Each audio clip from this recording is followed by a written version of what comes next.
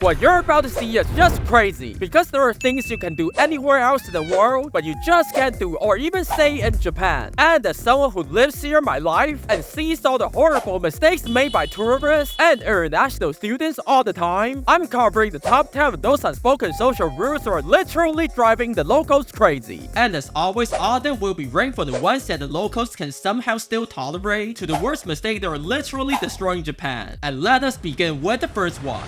And mistake number 10 is eating or drinking on the train or local metro. But I know anyone who ever visited Japan would yell into my face, but Japan is one of the few nations that actually don't care if you drink or eat on the train. And that's when I have to point out the biggest flaws in all of the videos and articles you see on what not to do in Japan, because they don't know that being accepted to do something and being preferred by the Japanese culture and common sense are completely different. We tolerate a lot of stuff in Japan, especially when it comes to tourists and their actions, but eating outside in Japan, and that outside includes anywhere that's not your house or restaurant, is considered something that only foreigners would do, especially if you eat or drink inside the train. You can easily spill it onto other passengers, so please don't be that kind of tourist and just learn all the social rules in this video before coming to Japan. But if you really have to eat because we're too busy to sit down and eat just like everyone else, at least don't eat something that smells bad and can easily be spilled like a noodle soup or anything that's covered in sauce. Most likely, nothing bad will happen to you if you ate on the train, but I can't say the same for the next mistake, which is mistake number 9, not checking the reviews before going into a bar or club, especially those who speak English and they really want you to come in. Now, I never dare to enter those places, so the footage you see here has nothing to do with it, but some of the shadiest bars in Japan will target tourists to lure them in and give you all the drink you need, only to tell you that it costs thousands of dollars a cup, because their business is technically legal and the locals are smart enough to avoid them. There's nothing the Japanese police can do, so you really need to look out for yourself. And the same principles also apply when someone, usually next to a famous tourist spot, asks for donations for charity in English, but if they seem to only target tourists, you also need to be a little careful. But fear not, because frankly, that is not as common as the next mistake, which is mistake number 8, not keeping your hotel room clean when you check out. And you think to yourself, you're a paying customer and you travel all across the ocean, probably sleeping at the airport just to come to Japan. Why should you clean up your room when you're the hotel guest? But here's the thing, the Japan you see isn't the same Japan from decades ago. A lot of things have changed, and we simply don't have enough workers due to the terrible economy and nobody having babies. So many hotels you visit would now have a sign telling you they can't realistically clean up your room every day, and you have to change the pillowcase yourself. But if you don't want to do that, at least don't go out of your way to make the room dirty, just like many of the tourists we see on the internet. But now you may think you know all about Japan, and your trip will be fine. But you're almost guaranteed to make the next mistake based on how tourists always behave in Japan, and that is mistake number 7, making too many loud noises, both indoor and outdoor. Since you probably know that the people in Japan don't like others to hear us talking, not because we're shy, not because we're introverts, but simply because we don't like to cause any trouble. So as a tourist, it also makes sense for you to follow the tradition and keep your voices down, even in places for tourists, and especially inside the train where you're expected to be polite, so it would be nice to silence your phone before going in. But since we're talking about tourist places, the next mistake can actually ruin your entire trip in Japan, because mistake number 6 is going to places that are already overcrowded, feeding into the problem of over-tourism that is already driving everyone insane. And this has come from someone who travels all over Japan to tell you that Japan is so big, I don't think a lifetime is enough to see everything, so it makes no sense for anyone coming here to only check out the places everyone knows, being stuck in line while paying 4 times more for a hotel room. And instead, you can visit places or attractions only known by the locals, because there are too many of those all over Japan, and the hotels are usually way cheaper. But nothing matters if you keep breaking the next mistake on the list.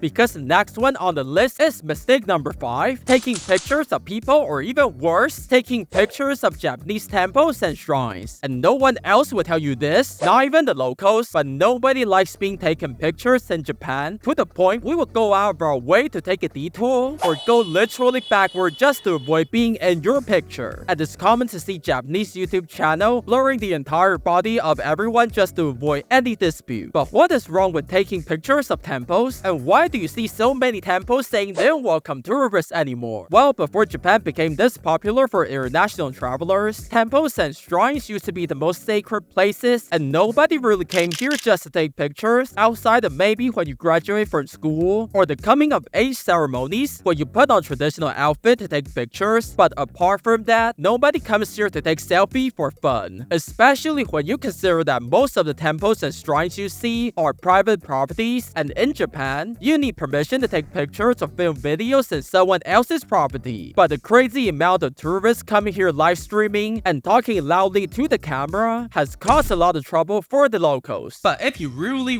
do want to take pictures, and there's no sign or anyone telling you not to, at least don't take pictures of the inner shrines and people who are praying. Also, sometimes there will be wedding ceremonies inside the shrines, and when that happens, please don't stare at them like you're watching a free concert. And the next one also has something to do with visiting temples and shrines, and that is mistake number 4, not praying when you visit or praying the wrong way. Now, temple and shrine is not the same thing. Even though it gets pretty confusing for tourists, the general rule is that you bow before you go in, and once in there, if it's a temple, you pray. If it's a shrine, the common way is to bow 2 times, clap your hands twice, and then bow again at the end. And before you leave, many of the locals would turn around at the entrance and bow again. It's very complicated, so unless you plan to follow all this, I don't recommend going in there. The rest of the hidden rules include not dressing up properly, not taking off your hats, and don't bring your pets in unless they tell you it's okay, which is kinda rare. But what's crazier than that is how so few tourists care to learn about the next one before coming to Japan, which is mistake number 3, not at least knowing some basic Japanese for buying stuff and going to the restaurant, etc. Because Japan is an aging society, and many times when you go to a local store or shop or even a supermarket, the nice ladies and gentlemen working there are literally old enough to be your great-grandparents. So to expect everyone to speak and understand your English is simply unrealistic and also not polite. And besides that, working in Japan is stressful. I'm sure you all know that. So it would be nice for you to not give them a massive headache and remember a few key sentences in Japanese, like I'll take one of these, I need a plastic bag, and thank you. And a real life example came from my local friend who works at the convenience store, saying when he sees a foreign customer waiting for checkout, he's always super nervous because his English isn't that good. But when they at least say hi to him in Japanese, whether the pronunciation is good or bad, at least now he knows he can speak Japanese with them, and that makes all the difference. But can you believe we still haven't gotten to the worst things that tourists are still doing in Japan? Because the next one is one of the biggest complaints the locals have against tourists, and that is mistake number 2, saying that someone looks like an anime character. And the worst part is that I see foreigners, especially guys, using this as a pickup line over and over again in Japan. Not only is it not working, but unless you're talking to professional cosplayers, nobody's happy to hear that. Because in Japan, many of us see anime in a negative way. You can call it social stigma. It's kind of like video games where you either like it or you think there's something wrong with the people who like it. So when you come to Japan, don't say to a girl she's cute just like a Pokemon. But nothing is worse than the biggest mistake you can possibly make in Japan, and that is our mistake number 1, cutting the line. And it's impossible for you to imagine this before coming to Japan, because over here, we line up for literally everything from buying train tickets to going to bathroom to any event to even in the middle of the street for no reason. And whether you did it on purpose or completely unintentional, it's just wrong on all levels, which is made even worse because people wouldn't point out. If you cut the line, they would take it. And many tourists I see are constantly taking advantage of the kindness of Japanese people to do whatever they want. And if that's what you plan to do in Japan, I really don't know what to say to you. And if you leave the line for whatever reason, be it leaving to check how long the line is, or check the price on the menu, etc., since you left the line, you had to line up all the way from the back just to be polite. But now that you're ready to visit Japan, did you know the best amusement park in Japan is actually the one that nobody even knows about? Because I found it in this video and you can click to find out how crazy it was.